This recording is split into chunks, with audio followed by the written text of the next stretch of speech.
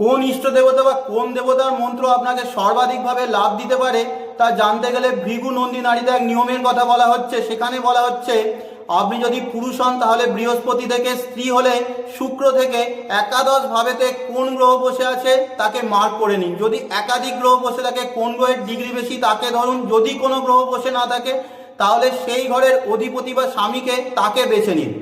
যেমন ধরুন আপনি একজন পুরুষ, আপনার বৃহস্পতি রয়েছে কুম্ভ রাশির ঘরেতে, কুম্ভ থেকে একাদশ ভাব গিয়ে পড়বে ধনু রাশির ঘরেতে। ধরছি ধনু রাশিতে কোনো গ্রহ নেই, তাহলে ধনু রাশির অধিপতি অর্থাৎ বৃহস্পতিকে নিতে হবে।